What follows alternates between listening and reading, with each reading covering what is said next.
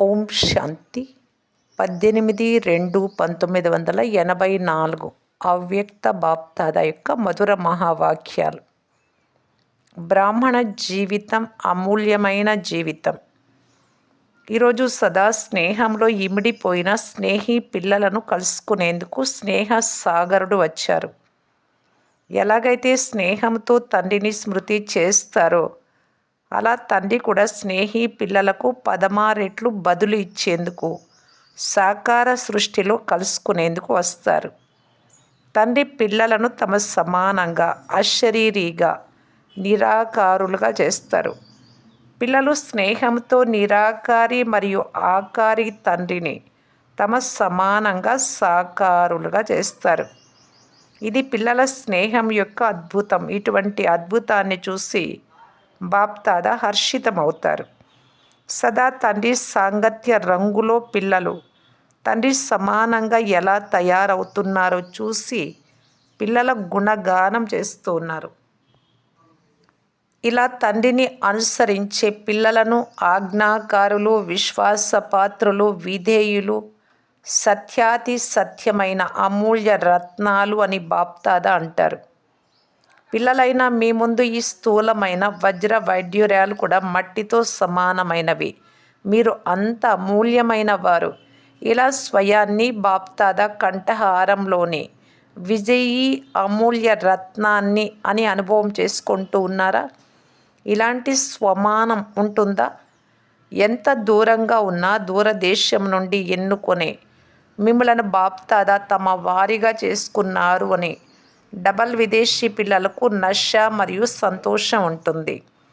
ప్రపంచమంతా తండ్రిని వెతుకుతోంది, కానీ తండ్రి మమ్ములను వెతుక్కున్నారు అని స్వయం భావిస్తూ ఉన్నారా?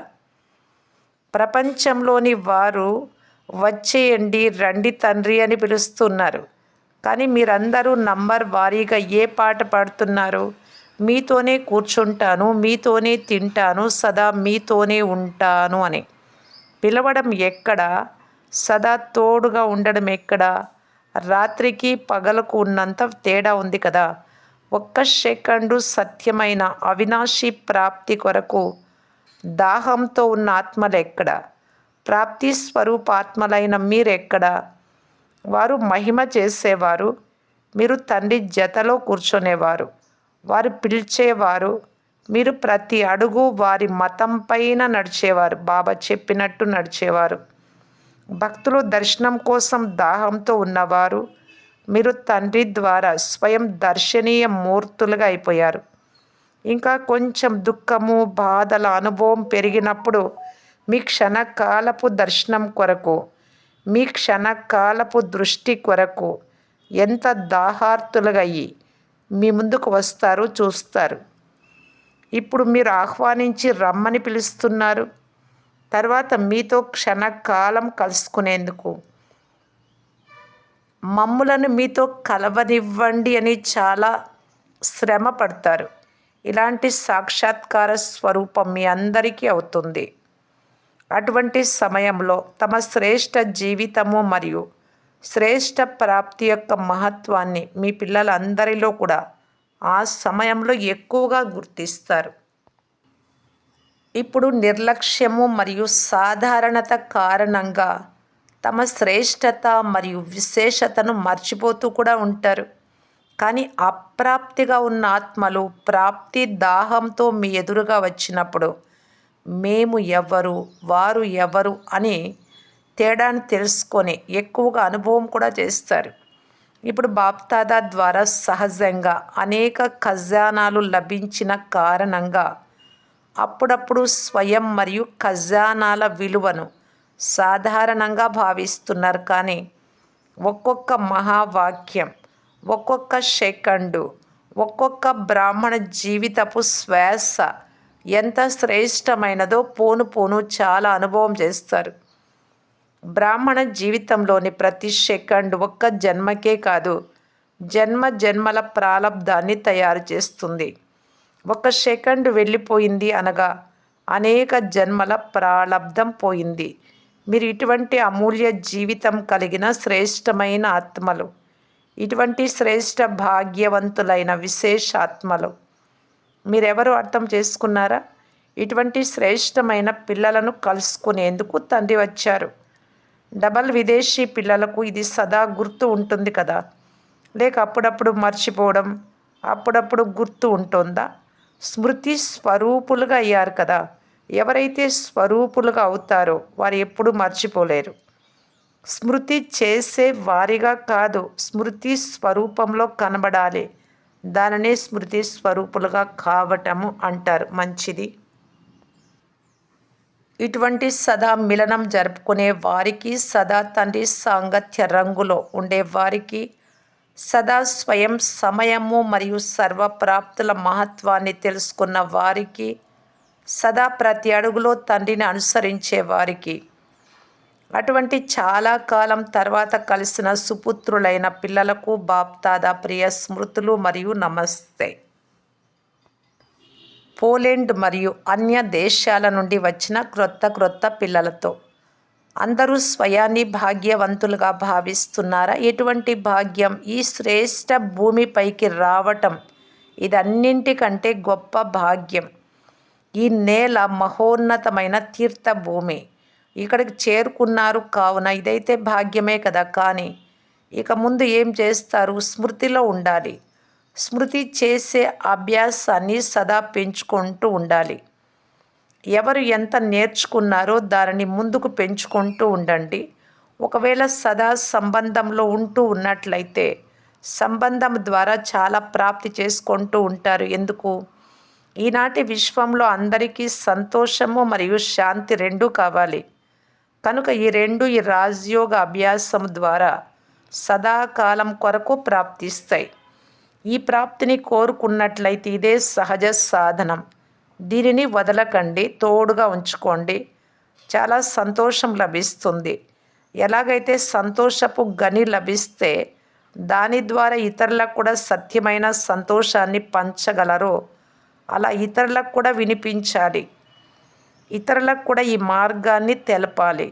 విశ్వంలో ఇంతమంది ఆత్మలు ఉన్నారు, కానీ ఆ ఆత్మలలో కొద్దిమంది ఆత్మలైన మీరు ఇక్కడికి చేరుకున్నారు. ఇది కూడా చాలా భాగ్యానికి గుర్తు.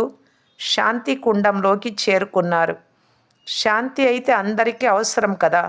స్వయం మీరు కూడా శాంతిగా ఉంటూ సర్వులకు శాంతినిస్తూ ఉండాలి. ఇదే మానవుని విశేషత. ఒకవేళ శాంతి లేకపోతే మానవ జీవితం ఏముంది? ఆత్మిక అవినాశి శాంతి కావాలి. స్వయానికి మరియు అనేకులకు కూడా సత్యమైన శాంతిని ప్రాప్తించుకునే మార్గాన్ని తెలిపించగలరు. తద్వారా మీరు పుణ్యాత్ములుగా అయిపోతారు. అశాంతిలో ఉన్న ఏ ఆత్మకైనా శాంతిని ఇచ్చినట్లయితే అదెంత గొప్ప పుణ్యం. ముందు స్వయాన్ని నిండుగా చేసుకోండి, తర్వాత ఇతరుల పట్ల కూడా పుణ్యాత్ములుగా అవ్వగలరు. ఇటువంటి పుణ్యం మరొకటి లేదు. దుఃఖితులైన ఆత్మలకు సుఖశాంతుల మెరుపును చూపించగలరు. ఎక్కడ లగన్ ఉంటుందో అక్కడ మనస్సులోని సంకల్పం పూర్తి అవుతుంది. ఇప్పుడు తండ్రి ద్వారా ఏదైతే సందేశం లభించిందో ఆ సందేశాన్ని వినిపించే సందేశీయులుగా అయి నడుస్తూ ఉండండి. సేవాదారులతో సేవా లాటరీ కూడా సదాకాలం కొరకు సంపన్నంగా తయారు చేస్తుంది. సేవ ద్వారా సదాకాలం కొరకు ఖజానాలతో నిండుగా అయిపోతారు. అందరూ నంబర్ 1 సేవ చేశారు. అందరూ మొదటి బహుమతి తీసుకునే వారే కదా. ఫస్ట్ ప్రైజ్ అనగా సంతుష్టంగా ఉండటం మరియు అందరినీ సంతుష్టంగా చేయటం. కావున ఏమనుకుంటున్నారు? ఎన్ని రోజులు సేవ చేశారో అన్ని రోజులు స్వయం కూడా సంతుష్టంగా ఉన్నారా? ఇతరులను కూడా సంతుష్టపరిచారా? లేక ఎవరైనా కోపగించుకున్నారా? సంతుష్టంగా ఉండి మరియు సంతుష్టంగా చేసినట్టయితే నంబర్ 1గా అయిపోతారు. మీరు తృప్తిగా ఉండాలి, వారిని కూడా అలా చేయాలి. ప్రతి కార్యంలో విజయులుగా అవ్వడము అనగా నంబర్ 1గా అవ్వటం. ఇదే సఫలత. స్వయం డిస్టర్బ్ అవ్వరాదు, అలజడిలోకి రారాదు, ఇతరులను డిస్టర్బ్ చేయరాదు. ఇదే విజయం. కావున మీరు సదా ఇలాంటి విజయ రత్నాలు. విజయము సంగమయుగ అధికారం. ఎందుకంటే మాస్టర్ సర్వశక్తివంతులు కదా. ఎవరైతే సదా ఆత్మిక దృష్టితో, ఆత్మిక వృత్తితో, ఆత్మిక గులాబీలుగా అయ్యి ఆత్మలను సంతోషపరుస్తారో వారే సత్యమైన సేవాదారులు. కావున ఎంత సమయమైతే సేవ చేశారో అంత సమయము ఆత్మిక గులాబీలుగా అయి సేవ చేశారా? మధ్యలో ముళ్ళు ఏవి రాలేదు కదా.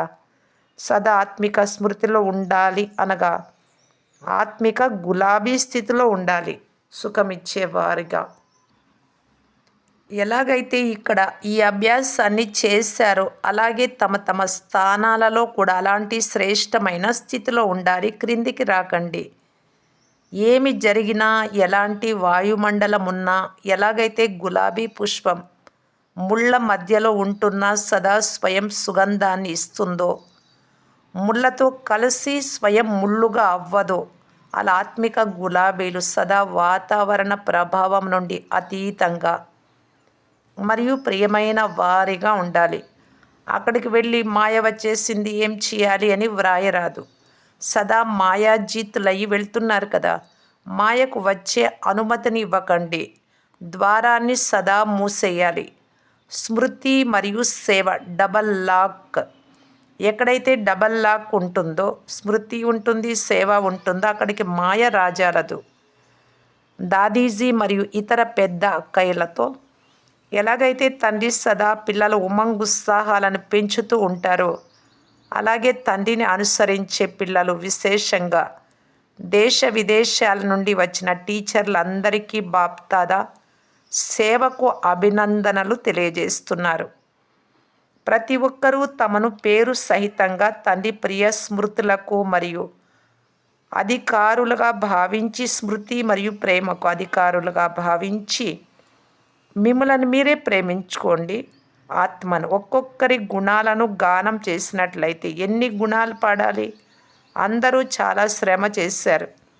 గత సంవత్సరం కంటే ఇప్పుడు ఉన్నతిని ప్రాప్తి చేసుకున్నారు. అంతేకాక ఇక ముందు కూడా దీనికంటే ఎక్కువలో ఎక్కువగా స్వయం మరియు సేవలో ఉన్నతిని పొందుతూ ఉంటారు. అర్థమైందా? బాప్దాదా మాకు చెప్పలేదు, అందరికీ చెప్తున్నారు అని భావించకండి. భక్తులు తండ్రి నామాన్ని వల్లించటానికి ప్రయత్నిస్తూ ఉంటారు. నోటిలో తండ్రి పేరు ఉండాలి అని ఆలోచిస్తారు. కానీ తండ్రి నోటిలో ఎవరి పేరు ఉంటుంది? పిల్లలైనా మీ పేరు తండ్రి నోట్లో ఉంది. అర్థమైందా? మంచిది. డబల్ విదేశీ సోదరి సోదరుల ప్రశ్నలకు బాప్దాదా జవాబులు. ప్రశ్న: ఈ సంవత్సరం సేవ కొరకు క్రొత్త ప్లాన్ ఏంటి? జవాబు: సమయాన్ని సమీపంగా తీసుకొచ్చేందుకు ఒకటైతే వృత్తి ద్వారా వాయుమండలాన్ని శక్తిశాలిగా తయారు చేసే సేవ చేయాలి. దీని కొరకు స్వంత వృత్తిపై విశేషమైన అటెన్షన్ ఇవ్వాలి. ఒకటి ఇది. రెండవది, ఇతరుల సేవ చేసేందుకు శాంతికి విధి నిజంగా ఇక్కడి నుండే లభించగలదు అని భావించే అలాంటి విశేషాత్మలను బయటకు తీయండి. ఒకవేళ శాంతి ఏర్పడితే ఈ విధి ద్వారానే అవుతుంది అన్న శబ్దం ఈ సంవత్సరంలోనే వెలువడాలి. విశ్వానికి ఏదైతే అవసరం ఉందో అందుకు విధి పద్ధతి ఇదొక్కటే. ఈ విధి తప్ప మరేదీ లేదు. ఈ వాతావరణం నలువైపులా ఒకేసారి తయారు కావాలి. భారతదేశంలోనైనా విదేశాలలోనైనా శాంతి మెరుపు ప్రసిద్ధ రూపంలో అవ్వాలి. యథార్థ స్థానం అంటే ఇదే అని నలువైపులా అందరికీ టచ్ కావాలి. అందరినీ ఆకర్షించాలి. ఎలాగైతే ప్రభుత్వాల తరఫున యుఎన్ఓ ఐక్యరాజ్య సమితి తయారైంది కదా. ఎప్పుడైనా ఏమి జరిగినా అందరి అటెన్షన్ అటువైపు వెళ్తుందో అలాగే ఎప్పుడైనా ఏదైనా అశాంతి వాతావరణం ఉన్నప్పుడు అందరి అటెన్షన్ శాంతి సందేశాన్ని ఇచ్చే ఆత్మలు వీరే అని మీ వైపుకు రావాలి. అశాంతి నుండి రక్షింపబడే స్థానం ఇదొక్కటే. ఇక్కడ రక్షణ పొందుకోవచ్చు అనే అనుభవం చేసే వాయుమండలం ఈ సంవత్సరం తయారవ్వాలి. జ్ఞానం బాగుంది, జీవితము బాగుంది, రాజయోగము బాగుంది అని అయితే అందరూ అంటారు. కానీ అసలైన ప్రాప్తి ఇక్కడే లభిస్తుంది. విశ్వ కళ్యాణం ఇదే స్థానము మరియు విధి ద్వారా జరుగుతుందన్న శబ్దం బిగ్గరగా రావాలి. అర్థమైందా? ఎవరికైనా శాంతి కావాలి అంటే ఇక్కడి నుండి మంచి విధి లభించగలదు అని. దీని కొరకు విశేషంగా శాంతిని అడ్వర్టైజ్ చేయండి. శాంతి సప్తాహాన్ని వారం రోజులు జరపండి. శాంతి సమావేశాలు జరపండి. శాంతి అనుభూతుల శిబిరాలను ఉంచండి. ఇలా శాంతి వైబ్రేషన్లను వ్యాపింపచేయండి. సేవలో ఎలాగైతే విద్యార్థులను తయారు చేస్తున్నారో అదైతే చాలా బాగుంది. వారైతే తప్పకుండా వృద్ధి చెందాల్సిందే. కానీ ఇప్పుడు ప్రతి వెరైటీ వారు ఎలాగైతే నలుపు తెలుపు రకరకాల ధర్మాల ఆత్మలు ఉన్నారో అలా రకరకాల వృత్తుల వారు ప్రతి స్థానంలో ఉండాలి. ఎవరు ఎక్కడికి వెళ్ళినా ప్రతి వృత్తి వారు తమ రీతిగా వారికి అనుభవాన్ని వినిపించాలి. ఎలాగైతే ఒకసారి డాక్టర్లకు, ఒకసారి వకీళ్లకు ఇక్కడ వర్క్షాపులు జరుపుతారో, రకరకాల వృత్తుల వారు ఒకే శాంతి విషయాన్ని తమ వృత్తి ఆధారంగా మాట్లాడినప్పుడు బాగుందనిపిస్తుందో, అలా ఎవరైనా సెంటర్కి వచ్చినప్పుడు కూడా ప్రతి వృత్తి వారు తమ శాంతి అనుభవాన్ని వినిపించాలి. అప్పుడు దీని ప్రభావం పడుతుంది. అన్ని వృత్తుల వారి కోసం ఇది సహజ విధి అని అనుభవం అవ్వాలి. ఎలాగైతే కొద్ది సమయంలోనే అన్ని ధర్మాల వారి కోసం ఇది ఒక్కటే విధి అనే శబ్దం వచ్చిందో, ఈ అడ్వర్టైజ్మెంట్ బాగా జరిగిందో, అలా ఇప్పుడు ఈ శబ్దాన్ని వ్యాపింపచేయండి. ఎవరైతే సంపర్కంలోకి వస్తారో లేక విద్యార్థులుగా ఉన్నారో వారి వరకైతే ఈ శబ్దం వెళుతుంది. కానీ ఇప్పుడు ఇంకా నలువైపులా వ్యాపించాలి. దీనికోసం ఇప్పుడు ఇంకా అటెన్షన్ ఉంచండి. బ్రాహ్మణులు కూడా ఇప్పుడు కొద్దిమందే తయారయ్యారు. నెంబర్ వారీగా బ్రాహ్మణులకు అయ్యే గతి వేగం ఇప్పుడు ఏదైతే ఉందో దాన్ని ఫాస్ట్ అని అనలేం కదా. ఇప్పుడైతే తక్కువలో తక్కువ 9 లక్షలు అయితే కావాలి. తక్కువలో తక్కువ సత్యుగ ఆదిలో 9 లక్షల ప్రజలపై రాజ్యం చేస్తారు కదా, అందులో ప్రజలు కూడా ఉంటారు. కానీ సంపర్కంలో బాగా వచ్చినప్పుడే ప్రజలకు అవుతారు. కావున ఈ లెక్క ఆధారంగా వేగం ఎలా ఉండాలి? ఇప్పుడైతే సంఖ్య చాలా తక్కువగా ఉంది. 84లో చెప్పినటువంటి మాటలు ఇవి. ఇప్పుడు మొత్తం విదేశాల వారి సంఖ్య ఎంత ఉంటుంది? తక్కువలో తక్కువ విదేశీయుల సంఖ్య 2-3 లక్షలైతే ఉండాలి. శ్రమ అయితే బాగా చేస్తున్నారు. శ్రమ చేయలేదు అని కాదు, కానీ కొద్దిగా వేగం తీవ్రంగా ఉండాలి. సాధారణ వాతావరణం ద్వారా వేగము తీవ్రమవుతుంది. ఇంకొక ప్రశ్న, ఇటువంటి శక్తిశాలి వాతావరణాన్ని తయారు చేయటానికి యుక్తి ఏంటి? జవాబు, స్వయం శక్తిశాలిగా కావాలి. అందుకు అమృత వేళ నుండి ప్రతి కర్మలో తమ స్థితి శక్తిశాలిగా ఉందా లేదా అన్న చెకింగ్పై ఇంకాస్త విశేష అటెన్షన్ ఇవ్వండి. ఇతరుల సేవలో లేక సేవా ప్లాన్స్లో బిజీగా ఉండడం వలన తమ స్థితిలో అక్కడక్కడ తేలికతనం వచ్చేస్తుంది. అందువలన ఈ వాతావరణం శక్తిశాలిగా అవ్వదు. సేవ జరుగుతుంది కానీ వాతావరణం శక్తిశాలిగా అవ్వదు. దీని కొరకు స్వయం పైన విశేషమైన అటెన్షన్ ఉంచాల్సి వస్తుంది.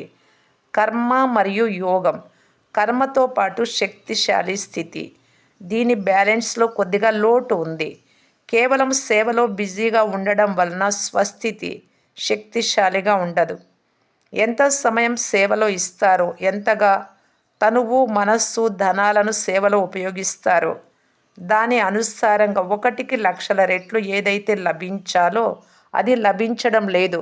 ఇందుకు కారణం కర్మ మరియు యోగంలో బ్యాలెన్స్ ఉండడం లేదు. ఎలాగైతే సేవకు ప్లాన్స్ తయారు చేస్తారో, కరపత్రాలను ముద్రిస్తారో, టీవీ రేడియోలో ఇస్తారో, ఎలాగైతే బయట సాధనాలను తయారు చేస్తారో అలా ముందు తమ మనస్సును శక్తిశాలిగా చేసుకునే సాధనం విశేషంగా ఉండాలి. ఈ అటెన్షన్ తక్కువగా ఉంది, మళ్ళీ బిజీగా ఉన్నాము, కొంచెం మిస్ అయిపోయాము అని అంటారు. అప్పుడు డబల్ లాభం ఉండదు. మంచిది. ఓం శాంతి.